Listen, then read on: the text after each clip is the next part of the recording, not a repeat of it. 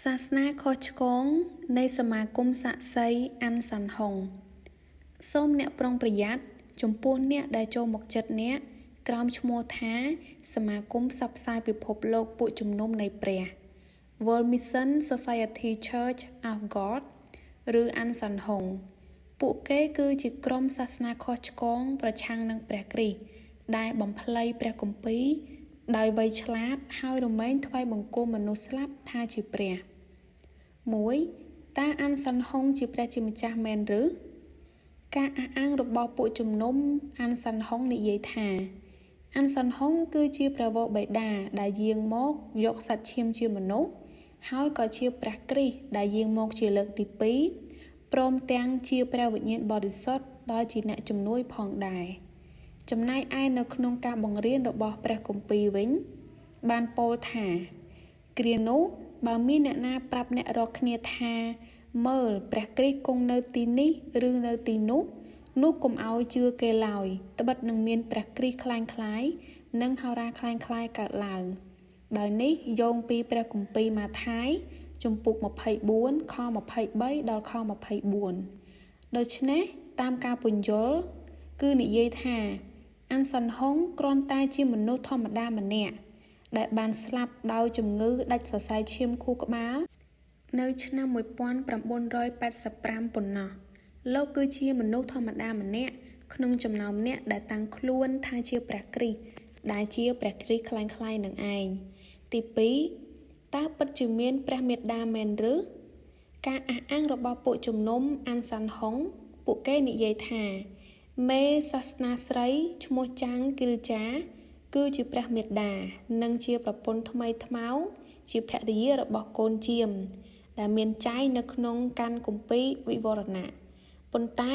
ការបង្រៀននៅក្នុងព្រះគម្ពីរបានពោលថាមានព្រះតែមួយប៉ុណ្ណោះគឺជាព្រះវរបិតាដែលជាម្ចាស់សពសារពើហើយអ្វីៗទាំងអស់គឺកើតមកអំពីទ្រង់ដែលក្នុងនេះគឺដកស្រង់ចេញពីព្រះគម្ពីរកូរិនថូសខ្សែទី1ជំពូក8ខ6ដូច្នេះសរុបសេចក្តីមកព្រះគម្ពីរមិនដែលលើកឡើងអំពីព្រះមេត្តាសំបីតែម្ដងចាំងគីលចាគ្រាន់តែជាស្ត្រីធម្មតាម្នាក់ដែលបានរៀបការជាមួយមនុស្សប្រុសមានទាំងកូនទៀត3ពាក្យថា Elohim ជាទម្រង់ពហុវចនៈដូច្នេះព្រះជាម្ចាស់មាន2អង្គមែនទេតាមការអះអាងរបស់ពួកជំនុំអាន់សាន់ហុងគេនិយាយថាពាក្យជាភាសាហេប្រឺ Elohim ដែលមានន័យថាព្រះជាម្ចាស់គឺជាពាក្យពហុវចនៈដូច្នេះមានព្រះជាម្ចាស់គឺជាបុរសផងនិងព្រះជាម្ចាស់ជាស្ត្រីផងប៉ុន្តែនៅក្នុងការបង្រៀនរបស់ព្រះគម្ពីរគឺបានចែងថាចូលស្ដាប់ចុះឲ្យអ៊ីស្រាអែលអើយព្រះយេហូវ៉ាជាព្រះនៃយើងគឺព្រះយេហូវ៉ាតែមួយអង្គទ្រង់ដែលមាននៅក្នុងព្រះគម្ពីរចោទយកថាជំពូកទី6ខ5ដូច្នេះគឺបានន័យថាការអះអាងនេះកើតចេញពីភាពល្ងងខ្លៅអំពីវេយ្យាករណ៍ភាសាហេប្រឺ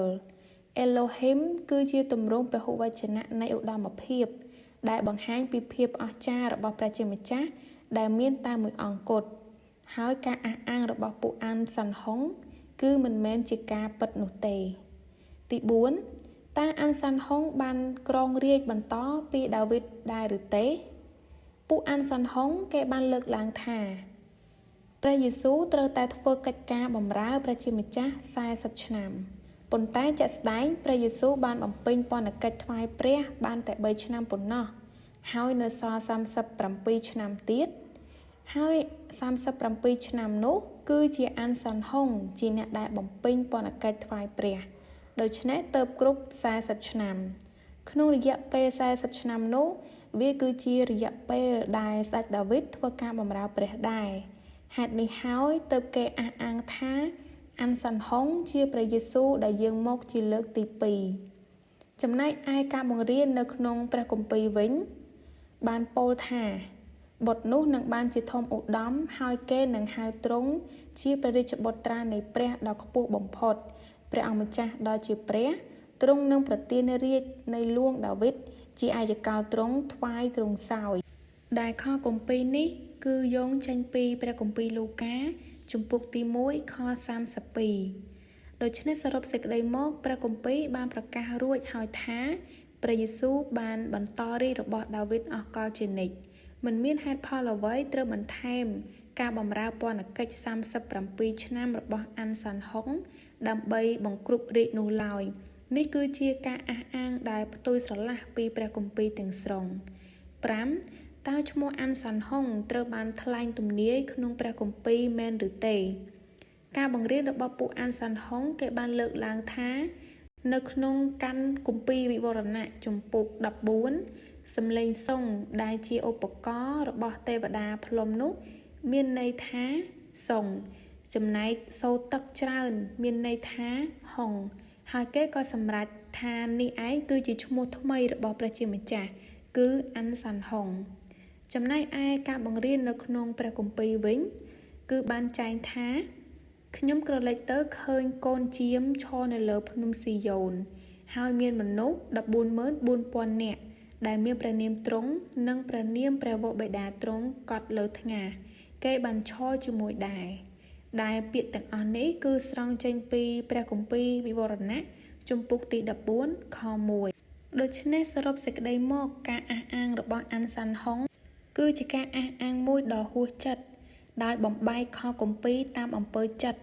និងផ្គូផ្គងពាក្យសូរស័ព្ទឲ្យត្រូវនឹងតួអក្សរចិននេះគឺជាវិធីសាស្ត្រទូទៅរបស់ពួកខុសឆ្គងដែលខិតខំបកស្រាយព្រះគម្ពីរទាំងមិនត្រឹមត្រូវ 6. តើត្រូវតែជឿអានសាន់ហុងនិងចាងគីចាល់ទើបទទួលបានសង្គ្រោះមែនទេ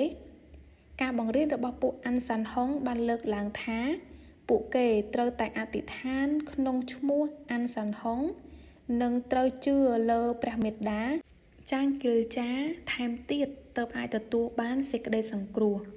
ចំណែកឯការបង្រៀននៅក្នុងព្រះគម្ពីរវិញដែលមានការចែងទុកនៅក្នុងព្រះគម្ពីរកិច្ចការជំពូក4ខ12បានពោលថាហើយគ្មានសេចក្តីសង្គ្រោះដោយសារអ្នកណាទៀតសោះត្បិតនៅក្រោមមេឃគ្មាននាមឈ្មោះណាទៀតបានប្រទានមកមនុស្សលោកឲ្យយើងរាល់គ្នាបានសង្គ្រោះនោះឡើយដូច្នេះសរុបសេចក្តីមកគឺមានតែព្រះយេស៊ូវគ្រីស្ទមួយអង្គប៉ុណ្ណោះជាអង្គសង្គ្រោះហើយជាអ្នកបង្រួបបង្រួមរវាងព្រះជាម្ចាស់និងមនុស្សក៏មានតែព្រះយេស៊ូវតែមួយអង្គតែប៉ុណ្ណោះអានសាន់ហុងនិងចាងគីលចាមិនអាចជាអ្នកសង្គ្រោះបានទេ 7. តើត្រូវតែរក្សាបុណ្យរំលងទៅបានសង្គ្រោះហើយគ្រាចុងក្រោយនឹងមកដល់មែនទេការបង្រៀនរបស់ពួកអានសាន់ហុងបានលើកឡើងថាលុះត្រាតែរក្សាបុណ្យក្នុងគម្ពីរសញ្ញាចាស់ដូចជាបុណ្យរំលងជាដើមទើបទទួលបានជីវិតអកលនិងការអត់ទោសបាបលើពីនេះពួកគេបានកំណត់ថ្ងៃចុងក្រោយនៃពិភពលោកម្ដងហើយម្ដងទៀតដូចជានៅក្នុងឆ្នាំ1988និងឆ្នាំ1999និងឆ្នាំ2012ជាដើម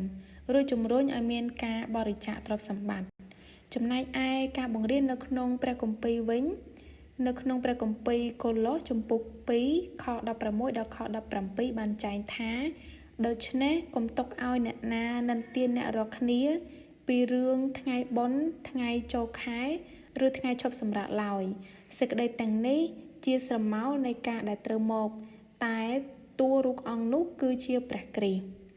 ដូច្នេះបានន័យថាសេចក្តីសង្គ្រោះបានមកដោយជំនឿមិនមែនដោយការប្រព្រឹត្តតាមក្រឹតវិន័យនោះទេលើពីនេះព្រះគម្ពីរបានចែងថាមានតែព្រះវរបិតាប៉ុណ្ណោះជ្រាបពីថ្ងៃនិងពេលកំណត់នោះ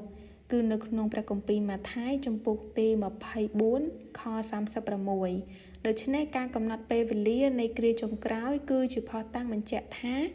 គេជាហោរាដែលคล้ายៗ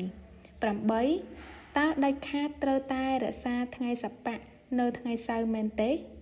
ការបង្រៀនរបស់ពួកអានសាន់ហុងគេបានលើកឡើងថាត្រូវតែរក្សាថ្ងៃសប្តាហ៍នៅថ្ងៃសៅរ៍យ៉ាងម៉ឺងម៉ាត់